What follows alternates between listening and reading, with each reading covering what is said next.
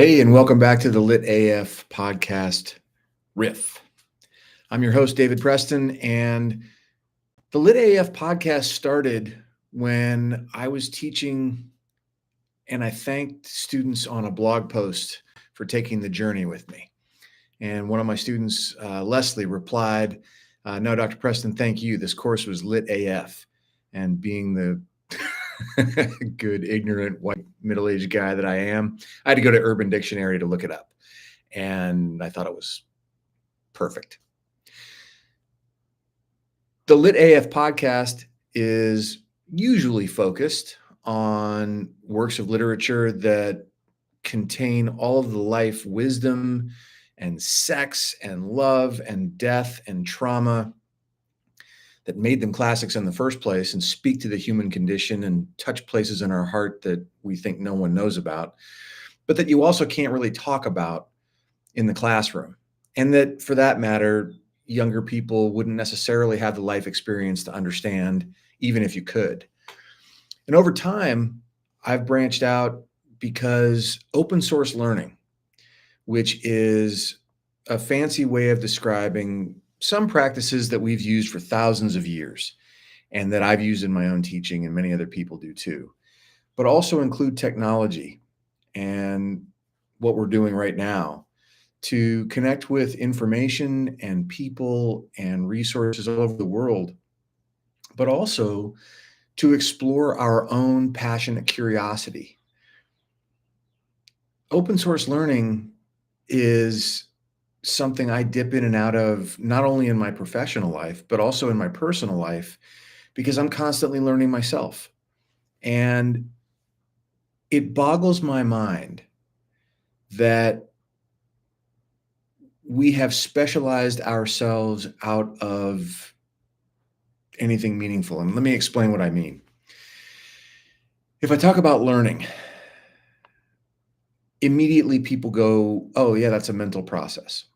We can talk about cognition, memory, focus, learning, dealing with our own emotions. Those topics I just mentioned are not usually taught in American K through 12 education. For all the times a teacher told me to pay attention, I would have if I understood the currency. If you were doing something interesting, maybe my mind would have been less tempted to go somewhere else.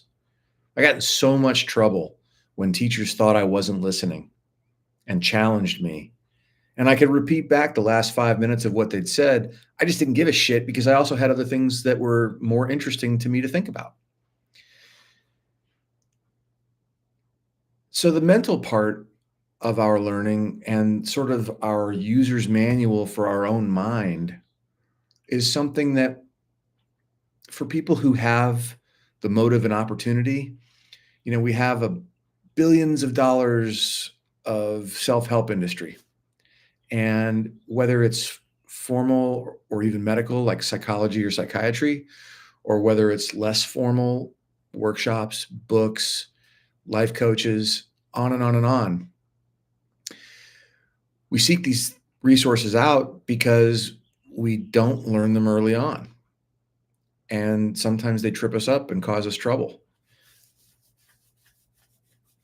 But the food for thought that I mean today is actually literal, because one of the elements, the framework that I designed and developed that became known as open source learning and that I wrote about in a book called Academy of One, shameless plug, is that it's all of us. It takes all of us, our whole selves, to do learning.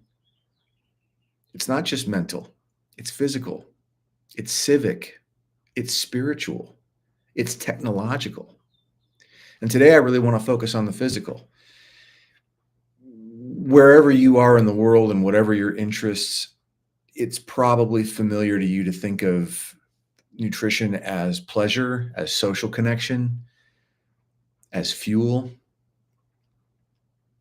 It's all of those things.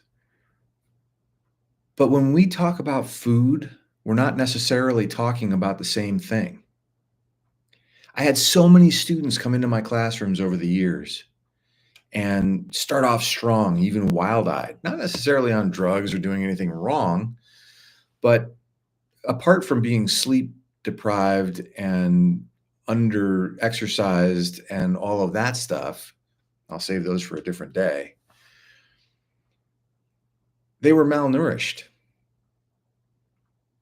And when I watched them go through these peaks and troughs of blood sugar and energy, and you could see it on their faces. So many students, even in high school, caffeinated drinks, energy drinks, um, sugary sodas, on and on. And the first 10 minutes of a standardized exam, they're gonzo. And then literally, I can't tell you how many students fell apart, passed out, and adults do the same thing. So I want to unpack this a little bit and talk about what we mean when we say food. One definition is that food is anything that passes through your lips and creates a response in your metabolism that either grows stuff or burns fuel for energy. But that's not what's most readily available to us.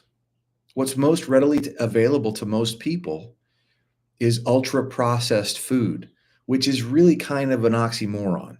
At that point, it's not food in the sense that it's helping you grow or burn fuel for energy. It's inhibiting growth. It's even inhibiting mitochondrial growth, which is actually one of the contributing factors to cancer. And by the way, for a much more detailed medical treatment of some of what I'm about to say, Robert Lustig is an amazing resource. And I want to say December, it was a few months ago, but he did a great interview with Andrew Huberman on the Huberman Lab. And I was reminded of some of these things when I saw some notes from that podcast recently. But it absolutely galls me that we tell kids to pay attention, like I was told to pay attention at a school. Just to use that as an example, school's supposed to be about learning. Let's focus on the place that says they're the authority. And I say they at this point because thank God I'm not in the classroom. I said it.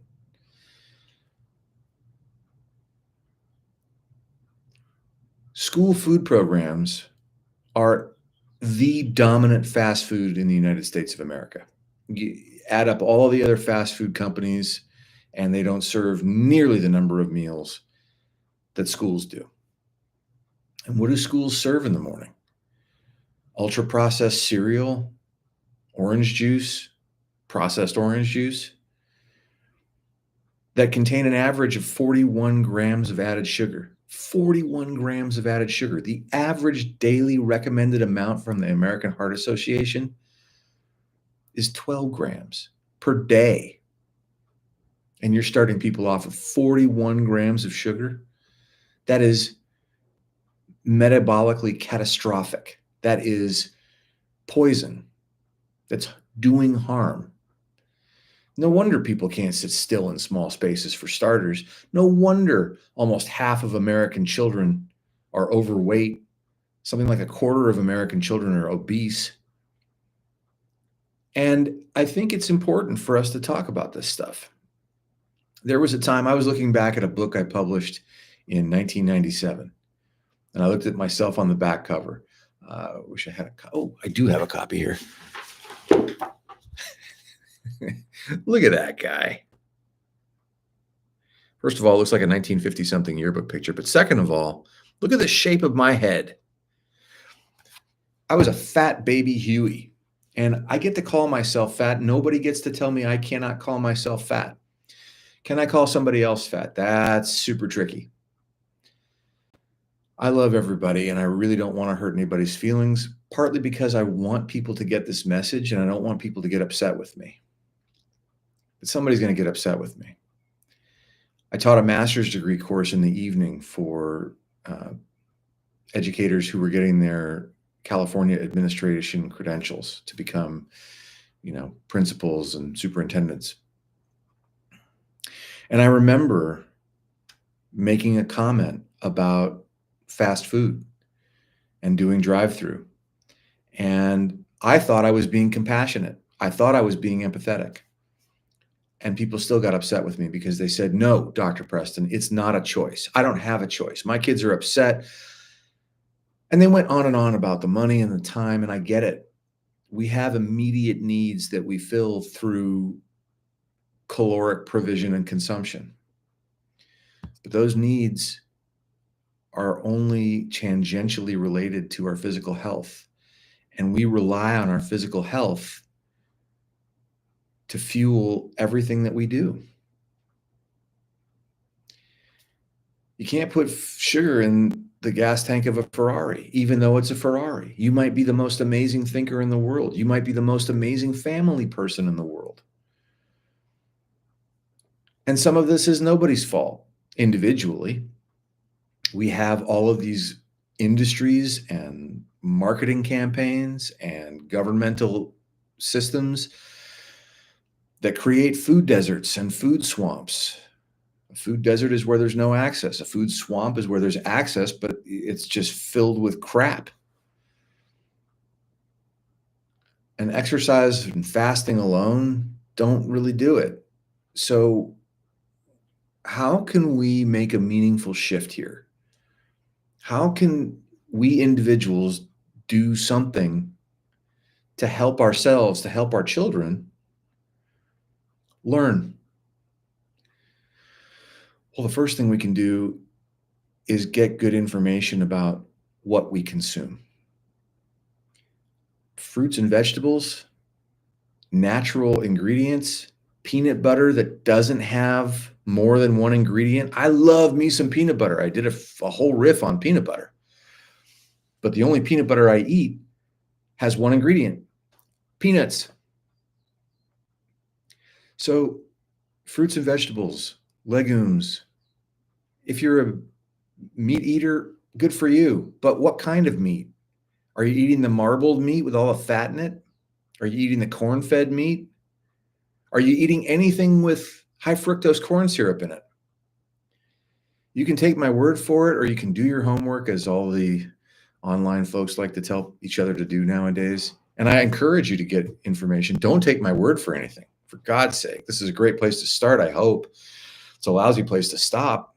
Please satisfy yourself that you're acting on good information, credible information. I'm a doctor, but PhD in education and management is not the same thing as a medical doctor.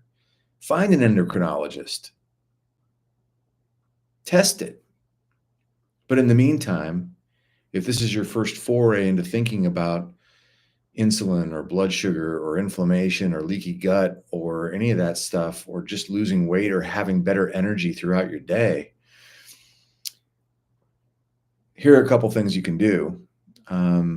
I wrote a chapter for a textbook that was put out by the University of Sao Paulo last year, and I was really fortunate to meet some great thinkers in the process. And one of those folks is Carlos Montero, who created the Novo system. It's a categorization system of food. I think there are 4 categories, from natural to ultra processed. And ultra processed, again, take my word for it or don't, but anything in a box or a bag in the store, chips, cookies, crackers, even sandwiches, stuff that you think might be just fine for you. You know, bread, if you make your own sourdough starter, if you started during the pandemic and you're doing your own thing, well, awesome. Then you know exactly what's in it.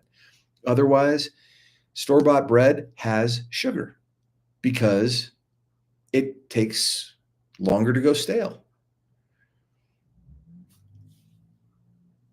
So Carlos Montero and the Novo system, basically almost every metabolic disease is caused by ultra processed food.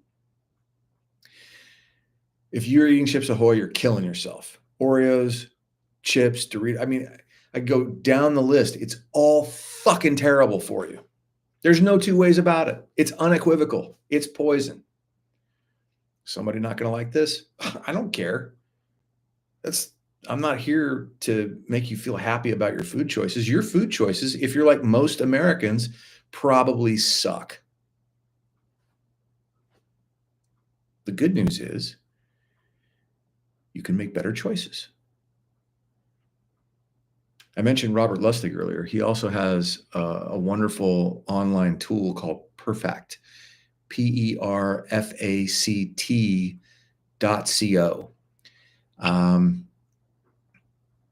Because again, it's less about, this isn't my opinion. You want to fill your bathtub with Doritos. If you want the kind of energy that sustains your ability to deal with a particularly difficult problem,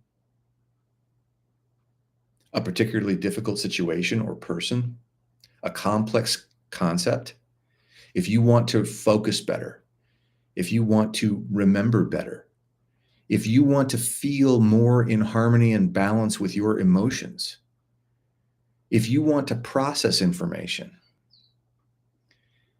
well, for that, you're going to need fuel. Real food, not this PHUDE shit that they're trying to sell you in the store. Almost 80% of what you buy in the supermarket is garbage. So when you think about the trillions of dollars that the food industry profits and invests in lobbying and marketing campaigns to convince us that what we're eating is somehow something different than what it is, and the glucose, fructose, and sucrose that we're consuming is somehow not there. When you take those trillions of dollars, and then you think about the trillions of dollars that we have to spend on healthcare for diabetes, cancer, et cetera, et cetera. I appreciate all of the researchers and doctors and policymakers who are focused on curing cancer. I also think, just like I appreciate everyone who is in the drug rehabilitation business, I also think we need to take a hard look at the mechanisms that create cancer and drug addiction in the first place. Because whatever the FDA is doing, if they're not putting the emphasis on food, they're putting the emphasis on something that's addictive. Sugar is addictive. Maybe that's the place we should start. And maybe childhood is the time we should start, so that we're not having to convince people or upset people later on in life that they have the motor they need if only they put better fuel in the tank. I hope that's food for thought. Thanks for listening to my riff. I'm David Preston. Please join us on the LIT AF podcast at litafpodcast.com, and I will see you next time. Bye for now.